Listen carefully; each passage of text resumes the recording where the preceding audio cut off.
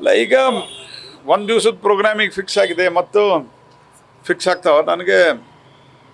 ನಾನು ಇಲ್ಲೇ ಮತ್ತು ಬೇರೆ ಬೇರೆ ಚುನಾವಣೆ ವ್ಯವಸ್ಥೆಯಲ್ಲಿ ಇರೋದ್ರಿಂದ ನಾನು ಅದನ್ನು ಎಲ್ಲ ಡೇಟ್ಗಳು ಇತ್ಯಾದಿ ನಾನು ಕೇಳಿಲ್ಲ. ಬಟ್ ಒಟ್ಟು ಸನ್ಮಾನ್ಯ ನರೇಂದ್ರ ಮೋದಿಯವರು, ಶ್ರೀ ಯೋಗಿ ಅವರು, ಅಮಿತ್ ಶಾ ಅವರು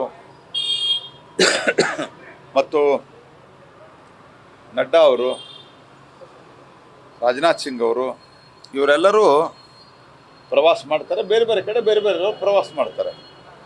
ಹಾಗಾಗಿ ಅದು ಯಾವಾಗ ಏನು ಅಂತ ತಿಳ್ಕೊಂಡು ನನಗೆ ಮಾಹಿತಿ ಇಲ್ಲ. ಅದಕ್ಕೆ ಡಿಪಾರ್ಟ್ಮೆಂಟ್ ಇದೆ, ಆ ಡಿಪಾರ್ಟ್ಮೆಂಟ್ನವ್ರು ಸಂಬಂಧಿಸಿದವ್ರು ನೋಡ್ತಿರ್ತಾರೆ. ಬಟ್ ಬರ್ತಾ ಇದ್ದಾರೆ ಎಲ್ಲ ಪ್ರಮುಖರು ಅನ್ನೋದು ಅಷ್ಟೇ ಕರ್ನಾಟಕಕ್ಕೆ ನಾನು ಹೇಳ್ಬೋದು.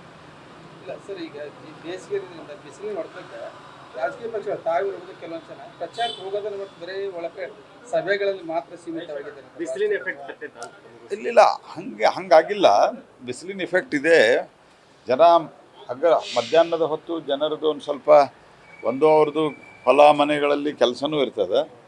ಎರಡನೇದಾಗಿ ಬಿಸಿಲಿಂದು ಒಂದು ಕಾರಣ.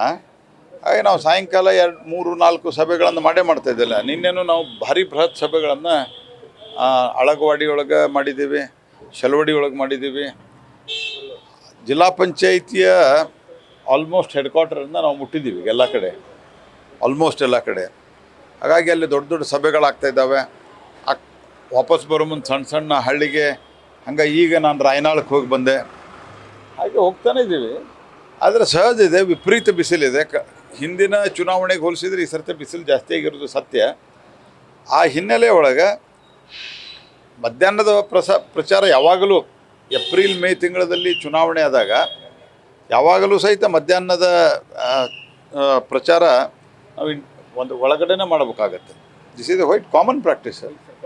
ವಿಚಾರ ಸಾಕಷ್ಟು ಚರ್ಚೆ ಆಗ್ತಿದೆ. ನೀವು ಸುಳ್ಳು ಹೇಳ್ತಿದ್ದಾರೆ ಬಿಜೆಪಿ ಅವರು ಅಂತ. ಸುಪ್ರೀಂ ಕೋರ್ಟ್ನಾಗ ಅರ್ಜಿ ಕೂಡ ವಿಚಾರಣೆ ಇದೆ.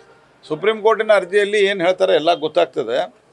ಮೊದಲನೇದು, ಹಿಂದನೂ ಸಹಿತ ಮೊದಲನೇ ಪ್ರಶ್ನೆ ಕೇಳಿದ್ದು ನಾನು, ನೀವು ರಾಜ್ಯ ಸರ್ಕಾರ ಇಷ್ಟು ಪಾಪರ್ ಆಗಿದ್ದೀರಾ, ನೀವ್ಯಾಕೆ ದುಡ್ಡು ಕೊಡ್ತಾ ಇಲ್ಲ? ನೀವು 2,000 ರೂಪಾಯಿ ಕೊಟ್ಟಿರಿ, ನಾಚಿಕೆ ಬರಲ್ಲ ನಿಮಗೆ?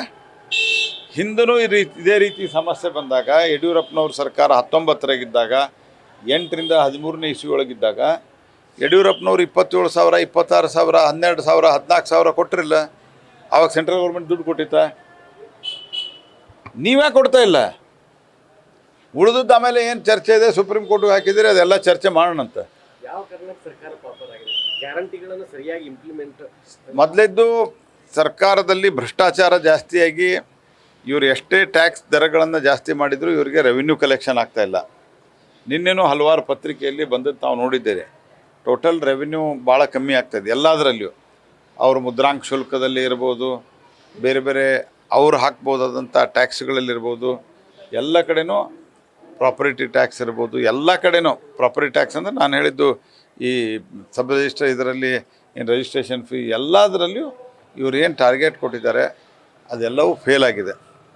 ಫೇಲ್ ಆದದ್ದು ಒಂದು. ಎರಡನೇದ್ದು, ಅರ್ಧಮರ್ಧ ಗ್ಯಾರಂಟಿ ಮಾಡಿದರೆ ಗ್ಯಾರಂಟಿನೂ ಸರಿ ಕೊಡ್ತಾ ಇಲ್ಲ. ಆದರೆ ಅದಕ್ಕೆ ಸಿಕ್ಕಾಪಟ್ಟೆ ಖರ್ಚು ತೋರಿಸ್ತಾ ಇದ್ದಾರೆ. ಸೊ ಅದರಿಂದ ಬೇರೆ ಕಡೆ ಕೊಡಲಿಕ್ಕೆ ಇವರಿಗೆ ದುಡ್ಡಿಲ್ಲ, ವಿಪರೀತವಾಗಿ ಸಾಲ ಮಾಡಿದ್ದಾರೆ. ಇದರ ಪರಿಣಾಮವಾಗಿ ಅವ್ರಿಗೆ ದುಡ್ಡು ಕೊಡೋದಕ್ಕೆ ದುಡ್ಡಿಲ್ಲ. ಎಲ್ಲದಕ್ಕೂ ಮೋದಿ ಕಡೆ ಬಟ್ ತೋರಿಸುವಂಥದ್ದು ಅವ್ರದ್ದೊಂದು ಅಭ್ಯಾಸ ಆಗಿದೆ. ಸರ್, ಈಗ ಇವತ್ತು ಲಿಂಗಾಲೇಶ್ವರ ಸ್ವಾಮಿಗಳ ಸುದ್ದಿಗೋಷ್ಠಿ ಬಹುತೇಕ ತಮ್ಮ ವಿರುದ್ಧ ಸ್ಪರ್ಧೆ ಮಾಡ್ತಾರೆ ಅಂತ ಕ್ಷೇತ್ರ ನೋಡಿ, ನಾನು ಹಲವು ಬಾರಿ ಹೇಳಿದ್ದೇನೆ. ನಾನು ಅದ್ರ ಬಗ್ಗೆ ಏನು ರಿಯಾಕ್ಷನ್ ಇಲ್ಲ.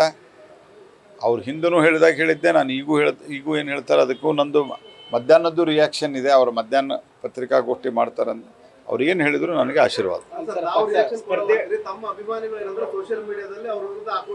ನೋಡಿ, ಅದ್ರ ಬಗ್ಗೆ ನಂದೇನು ಕಾಮೆಂಟ್ ಇಲ್ಲ. ಸೋಷಿಯಲ್ ಮೀಡಿಯಾ ಇದೆ, ಓಪನ್ ಫೀಲ್ಡ್. ಅನೇಕರು ನಮ್ಮ ಪರನೂ ಹೇಳೋರು ಇರ್ತಾರೆ, ನಮ್ಮ ವಿರುದ್ಧನೂ ಹೇಳಿರ್ತಾರೆ. ಬೇರೆದವರು ಬೇರೆ ರಾಜಕೀಯ ಪಕ್ಷಗಳ ಪರವಾಗಿ ಹೇಳೋರು ಇರ್ತಾರೆ, ವಿರುದ್ಧ ಹೇಳಿರ್ತಾರೆ. ಅದ್ರ ಬಗ್ಗೆ ನಂದೇನು ಕಾಮೆಂಟ್ ಇಲ್ಲ. ಅದಕ್ಕೆ I am sorry for that. ಹೇಳಿದ್ನಲ್ಲ, ನಮ್ಮ ಪಾರ್ಟಿ, ನಾನು ಒಬ್ಬ ಪಾರ್ಟಿ ಕ್ಯಾಂಡಿಡೇಟು. ಉಳಿದದ್ದು ಯಾವುದೇ ಕಾಮೆಂಟನ್ನು ನಾನು ಮಾಡಲಿಕ್ಕೆ ಬಯಸ್ತೀನಿ. ನ್ಯೂಸ್ ಫಸ್ಟ್, ನಿರ್ಭೀತಿಯಿಂದ ನಿಮ್ಮ ಪರವಾಗಿ.